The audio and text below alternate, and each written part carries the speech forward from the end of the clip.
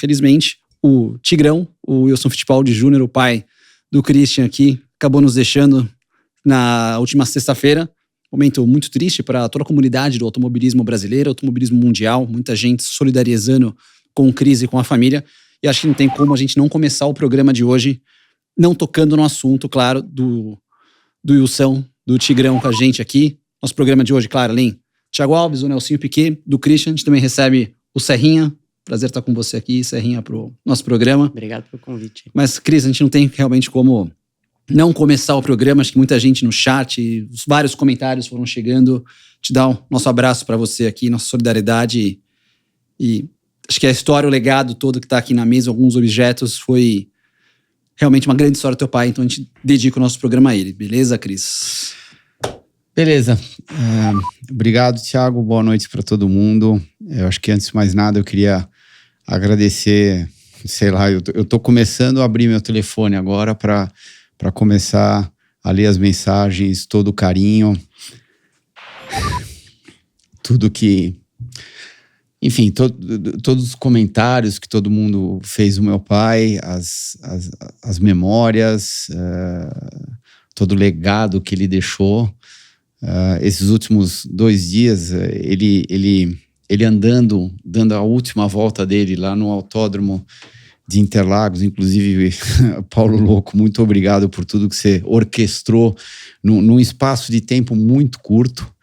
E se ele estivesse em cima daquele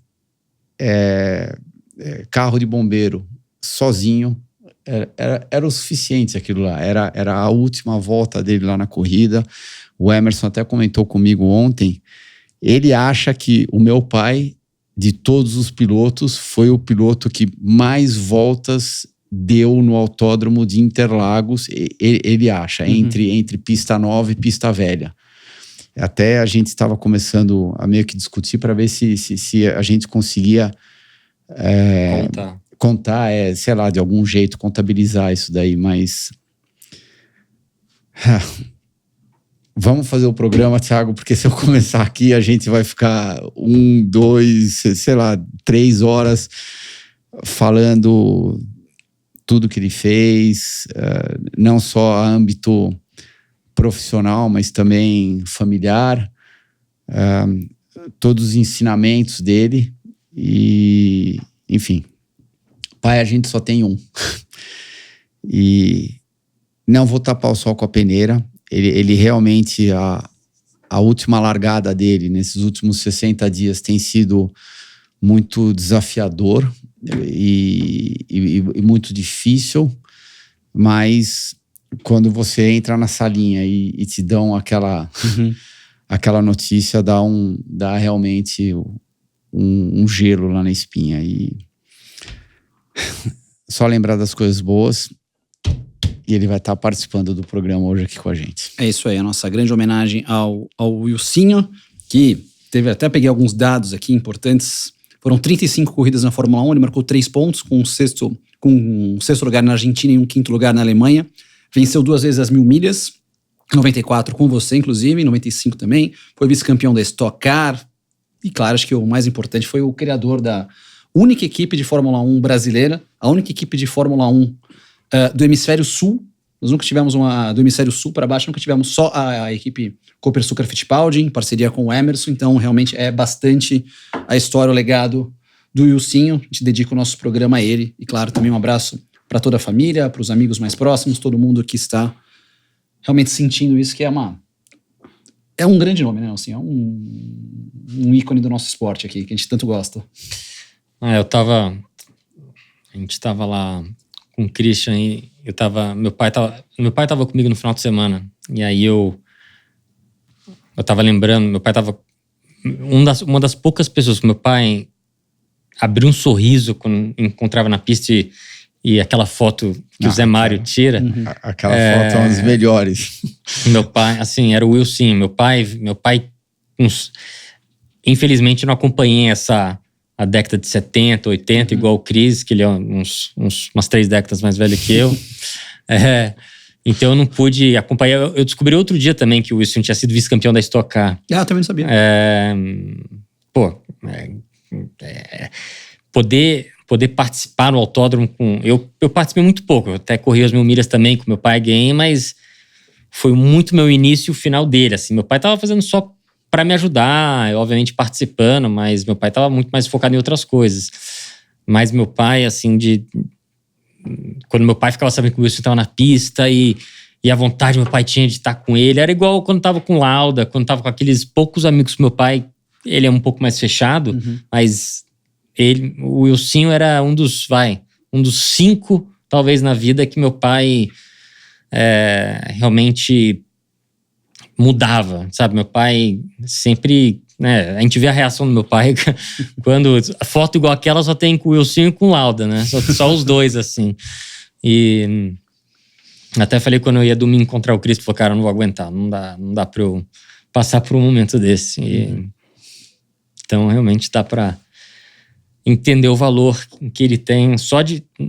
Eu não consegui acompanhar o Wilson, mas só de ouvir meu pai falando e ver a reação do meu pai quando tá junto com ele A gente até brincou ontem, né? Com todas as aventuras do meu pai, né? Em alguns sentidos, eu acho que eu mandei um texto para você hoje de manhã, Cal. Ele é um caso a ser estudado. Ele foi único. Eu acho que não só pela... Vai, para.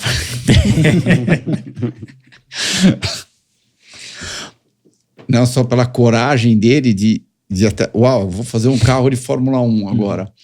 E resolveu fazer um carro de Fórmula 1 e pediu uma relação de câmbio para Hewland, lá na Inglaterra, via Telex. Você nem sabe o que é. Não, você, né? Que é o mais novinho da mesa. Você nem sabe o que é isso. Via Telex. Imagina você pedir relação de câmbio lá na Hewland. Chegava as relações de câmbio aqui no Brasil, o carro estava sendo terminado lá na Avenida Jangadeiro, daí colocavam, acho que roda de bicicleta no carro, pegavam a Kombi, prendiam uma corda lá no Santo Antônio do carro, a outra ponta lá no para-choque da Kombi, e passava pelo túnel de Interlagos, e daí puxavam o carro até o box, montavam o carro, terminavam de montar o carro, vamos testar o carro. Imagina, e isso não existe hoje em dia. Eu acho que nem em campeonato paulista de marcas, de repente, assim. Eram outras épocas, outra vida completamente diferente, outra dimensão de tudo, como você olhava para o automobilismo, como você olhava para as dificuldades, para os problemas. E o dia que a gente trouxer teu pai aqui, a gente faz um programa bem grande com ele, e daí a gente faz um programa de, sei lá, 2 horas não, até mais, 3 horas. O Nelson com certeza tem muita história para contar.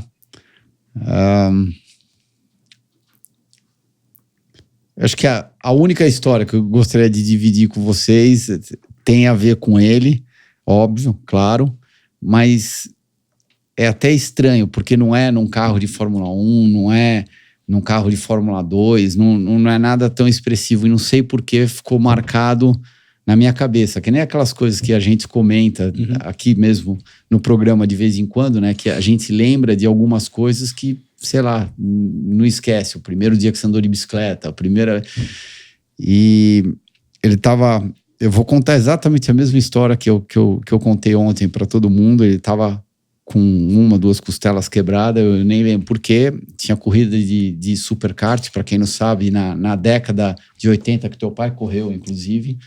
Na década de 80, eles inventaram um kart com 2 motores. E daí ele foi lá para a pista com a costela quebrada, tipo com meu pai, né? Não existia a palavra eu não vou conseguir fazer isso daí. Ele tentava até realmente não deu, não pai. Exatamente, não deu, para. E daí ele sentou no kart, deu 2 voltas, parou no box, era molequinho, devia ter uns 12 anos, né? A viseira dele embaçada, assim, ele respirando forte, né? Eu falei, e aí, pai, como é que tá? Ele, não, tá tudo bem. Eu falei, eu tô vendo que tá tudo bem. Dá pra perceber. Daí ele desceu do kart, tirou o capacete. Olha a cabeça dele como já era, né? Ele chamou o nosso motorista lá na época, e daí ele falou, vai até o Guarujá, entra no barco e traz um colete de salva-vida de esquiar, que na época era um coletinho apertado, era um pouco diferente daquelas boias que você usa quando o barco está afundando. E daí ele falou, eu vou colocar isso daí e eu vou tentar andar. Ele foi correndo até lá, daí ele voltou, daí ele chegou, sei lá, 3 horas depois, colocou à tarde para treinar à tarde. Não dava, ficava grande, desconfortável, e em alguns sentidos até que comprimia mais. Ele falou, não vai rolar. Daí ele chegou pro Edson, que era meu mecânico também lá na época, que infelizmente não tá aqui conosco também. Ele falou, amanhã você pega tudo que a gente tem de melhor, então melhor motor, melhor escapamento, melhor, sei lá, carburador, tudo, já monta no kart e deixa montado. E eu vou chegar, vou dar uma volta no treino e vou classificar. Tá bom. Fez isso, deu uma volta no treino e foi classificar. Classificou em 9º. Daí voltou para casa, daí eu molequinho, mas ao mesmo tempo já com um certo entendimento, né? Eu falei, bom, domingo, como é que o mágico vai fazer para correr? Não vai, né? Se ele não consegue dar 2 voltas agora, né? Acordamos, domingo de manhã estava chovendo. E é claro que, para quem não sabe, quando tá chovendo, tem bem menos G lateral e então a tua costela sofre muito menos. Daí largou a corrida, o Emerson largou em primeiro, depois de uma volta o Emerson parou, só que quando ele vier aqui no programa a gente pergunta para ele por que ele parou.